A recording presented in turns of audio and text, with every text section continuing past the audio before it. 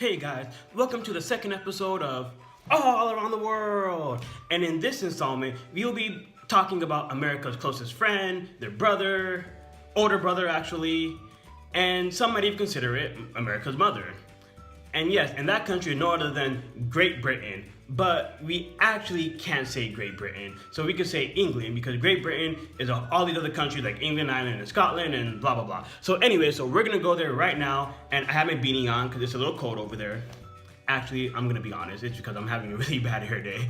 But anyway, so let's go over there. And we're returning home after 200 years. So say hello to the Queen. Let's go. Hey, look, guys. We're in London now. Yay. And I have my beanie on because, you know, it's a little bit cold. Okay, anyway, let's get down to business. So, the English, it's really interesting because their mindset is as such. They've always been in Europe, but they don't consider themselves exactly a part of Europe, or they don't consider themselves completely European. Now, let me show you what I mean.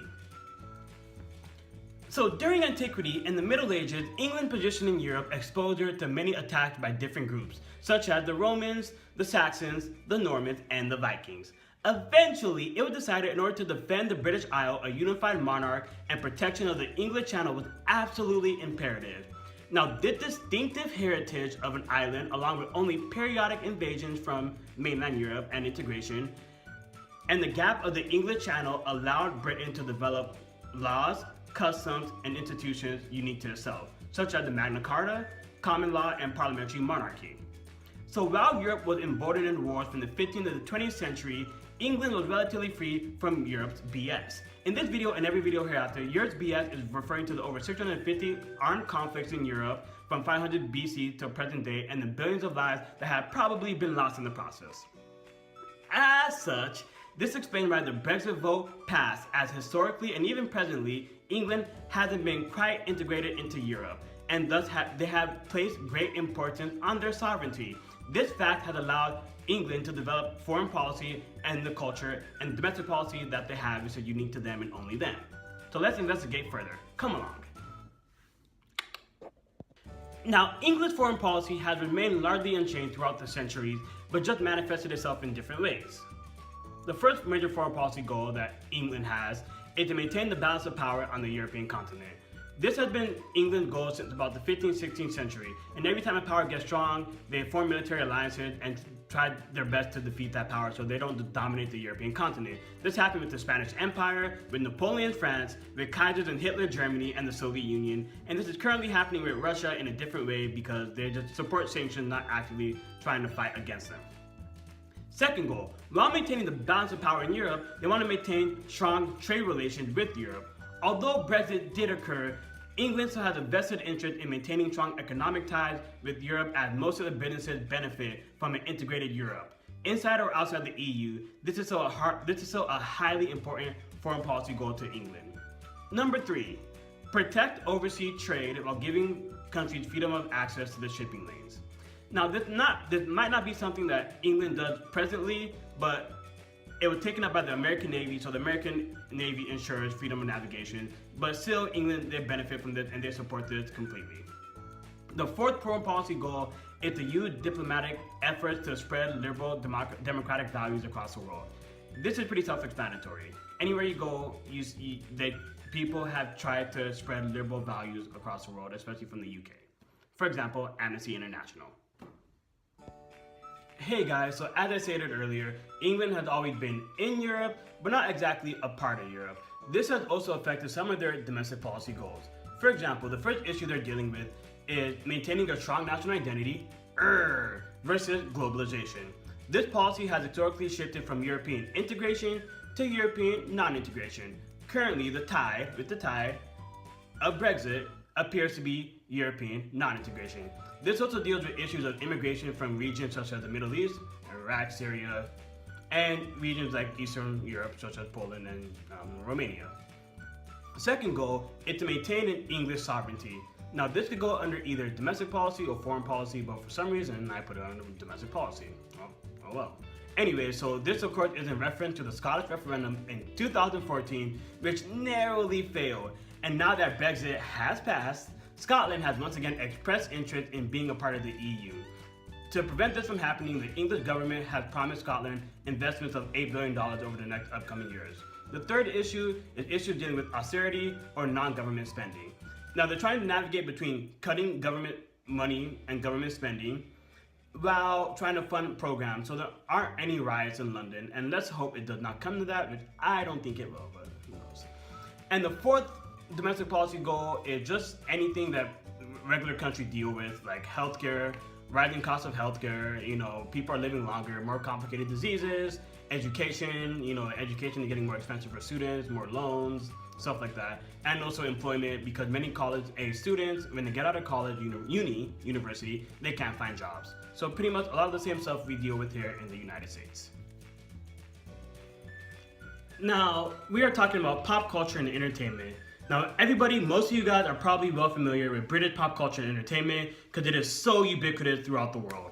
However, many people do get it confused with American pop culture and entertainment. So instead of telling you guys the difference between this is American, this is British, we're gonna play a little game. This is called pop culture entertainment trivia. So I'm gonna ask a question and you guys are gonna answer it. Simple. The first question is, which one of these films is the highest grossing British film of all time? We have A, James Bond Skyfall. We have B, Harry Potter and the Deathly Hallows Part 2. We have C, Star Wars Episode 7, The Force Awakens. Then we have D, The Dark Knight Rises. And if you said C, Star Wars Episode 7, The Force Awakens, you're absolutely right. This film has garnered over $2 billion in sales worldwide, and it's a cooperation between American companies and British companies for the production. And a lot of the actors are British, as well as the film took place in Britain. Now the next question that we have is, which one of these actors are not British? We have A, Idris Elba of The Wire. We have B, Christian Bale of the Dark Knight series. We have C, Anthony Hopkins. To be honest, I don't remember where he's from, but he's there. Then we have D, Johnny Depp of Pirates of the Caribbean. If you said D, Johnny Depp of Pirates of the Caribbean, you're absolutely right. He is not British. He was actually born in Kentucky, although in Pirates of the Caribbean, he plays a British accent. Now, the next thing that we're gonna do, we're gonna play a song and you have to tell me what that song is. So this segment is called Guess That Song. Here goes the first song. If you said Fast Car by Jonas, you are absolutely right. Ready for the second song?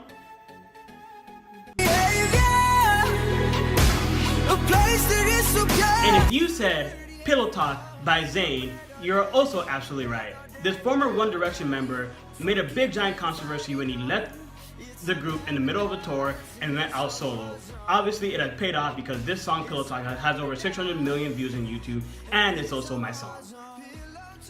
The third song we have is,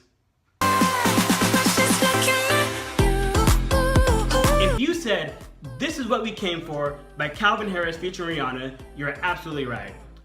Calvin Harris, I cheated a little bit because he's not actually British, he's more so Scottish, but I put him there just because, and yeah, why not? And so the next question we have is, who are the more successful female and British singers in history? The first one being the female, that's Adele, with over 100 million in record sales. And the second one are the Beatles with over 600 million in record sales. And actually the Beatles, they're the most popular, most successful male group in general of all time. Now, the second to the last question is, which one of these TV shows is a former British show but remade with an American version? I'll give you a clue. It's on Netflix.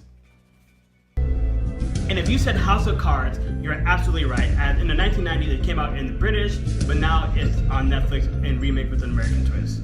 Now, the last question I have is, which one of the TV shows is not an American show? Which one of the TV shows is an American TV show? We have A, Sherlock, B, Doctor Who, C, Downton Abbey, and D, Game of Thrones. And if you said Game of Thrones, you're also absolutely right, because Game of Thrones is American, but just it takes place in Great Britain, and all the actors are British as well. Hey guys, now we're going to talk about some similarities and differences and some general cultural things and compare it to the United States and stuff like that. So the first thing we should know is that in the UK, they are a monarch. They're a parliamentary monarchy. So pretty much what that means is that all power and all authority is derived from the king or the queen. So it's kind of funny because actually the queen could literally do whatever she wants. She could go out into the middle of the tree and kill someone, and it will be okay because she's the head of the authority and she's above the law. But of course, that won't happen because the rules, systems, and institutions put in place for centuries to prevent anything like this from happening. And actually, it's been over like 300-400 years since the king or the queen in the UK has actually had that kind of power. Most of that power lies within the monarch, and they willingly abdicate such power to the people and the monarch and the laws. So don't worry about that. Something that not very common in the UK that you'll see a lot in the US is flags. And actually almost anywhere you go, there aren't too many flags, but in the US there's literally flags everywhere. People be putting flags on their lawn, and people put flags on school, flags everywhere. But here, but in the UK or in Britain or even anywhere else, you don't see so much over the top patriotism. Britain also has high rates of interracial marriage, similar to the United States and even Brazil. So I think after the US and Brazil, then the US, Britain is third in terms of interracial marriage. So it's very common to see black women and white guys, white women and black men, Asians, Indians, and everybody just intermingling together like one big happy melting pot of a family. And also, interestingly enough, police don't carry guns, which is probably a good thing. So if you're black, you might want to go over there because you don't have to worry about getting shot by cops because they don't carry guns. And let's see what else. So in the UK, they always have a tendency to eat with a fork and a knife at dinner time, and tea time is during the day. Oh, and when it comes to dating, people, from my understanding, from what my British friends have told me, people there don't really date. Rather, it just kind of, like, what I mean by people don't date multiple people at once. Rather, if you're talking to someone, you're just talking to that person, or generally that's what's culturally acceptable. And so yeah, so those are some similarities and differences in general cultural things of the UK. And yeah, thank you. Hey guys, so thank you so much for joining me on the journey in this beautiful, beautiful country, England. And yeah, so I hope you liked the video. Please like and subscribe, share with your friends and family. And if you have any opinions, if you think I'm crazy or think I'm completely wrong or want to add some little other tidbits of information, please write in the comment section and we can have a discussion. And yeah, just let me know what you think because I'm totally open to new ideas. One of the things I like the most is having open and complete dialogue and complete conversation. So even if you disagree with me, let me know. And yeah, then we'll talk and we'll respond back. And yeah, like I said before, like and share with your friends and family. And thank you so much for watching. And I'll see you next episode. Where will I go? You don't know. We're just gonna have to find out. Where in the world will Kevin go next? We're gonna find out. And all around the world. Alright, bye.